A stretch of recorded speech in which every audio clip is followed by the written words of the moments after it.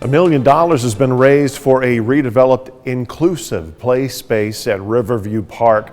Playground will be designed for children who use wheelchairs and those with trouble balancing. Ramps will lead up to the slide. The merry-go-round will be set into the ground so children with mobility struggles can get on it easily. The director of the city's Parks and Recreation Department says this playground is going to be designed to be fully accessible regardless of whether someone has physical or cognitive limitations. The Hope Included organization expects to break ground in March and the work to be complete by the end of June. Thanks for watching Local 3 News at 5:30. Here are David and Cindy with Local 3 News at 6. Thank you, Greg. What caused a Christmas Day power outage for families in Soddy Daisy? A local nonprofit wants help. They are at risk of losing the building they call home. And before you throw away the Christmas wrapping paper and decorations, think recycling. This is Local 3 News at 6. Thank you for watching. I'm David Carroll. And I'm Cindy Sexton. The GBI is investigating a deadly officer-involved shooting in Chattooga County. Officers from 4 different agencies attempted to take a murder suspect into custody. The Somerville police chief says John Wayne Siffles resisted arrest, produced a knife, and was shot by officers. The murder investigation began earlier Sunday when a woman's body was found off the road in Chattoogaville. Authorities identified the victim as 50-year-old Sherry Lee Little of Somerville. Investigators found evidence she had been killed at her home. They say their investigation led them to Siffles, who was hiding out at a home not far from the murder scene. On Saturday night, East Ridge Police responded to a person shot call in the 400 block of South Moore Road. The victim was found in his Dodge Charger with what appeared to be a gunshot wound to the back of his head. The car had a hole in the driver's side rear window. The victim's condition has not yet been released.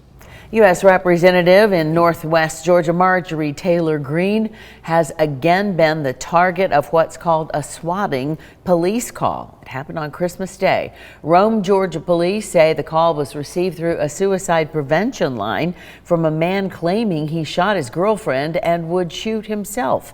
Authorities on their way to Greene's home turned around after confirming with her security team that the claim was false. Now the latest on a former Chattanooga police officer accused of killing a woman last month. Lawrence Goodine has been arraigned on first-degree murder, aggravated kidnapping, and tampering with evidence. He was arrested after the death of Kara Akins was ruled a homicide. Goodine's criminal history shows he was charged with domestic assault and possession of a controlled substance in October. He also had 1 count of contempt of court in relation to child support in 2015. As for the murder charge, the defense attorney says he needs more time to review the evidence. Some sad news out of Meigs County, where a woman has died in a fire. She was in a mobile home off Highway 58 just south of Decatur. No foul play is suspected, and the cause of the fire is yet to be determined.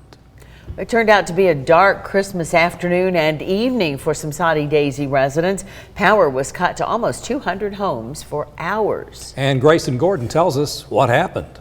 Power was out for about 10 hours while crews worked here in this area to clear and fix this power line. We just finished our Christmas dinner. Power went out around 2 Christmas afternoon. Started flicking back and forth, flick, finally went out completely. Neighbors says he tried to call EPB multiple times with no luck. I waited a while, try again. A few minutes later, try again. No answer, couldn't get through. Neighbors says he ended up driving around until he found 7 trucks on Posey Hollow Road. An EPP representative says a fallen tree broke a crossarm on an electric pole and that almost 200 customers were out of power. We had to have bulldozers to get in there to get to it, and the tree trimmers had to come. That's the reason it took so long. Power was back on around midnight. Neighbor says he was able to speak with an EPB employee Tuesday, but it was an inconvenience to not know what to expect with loved ones in town for the holiday.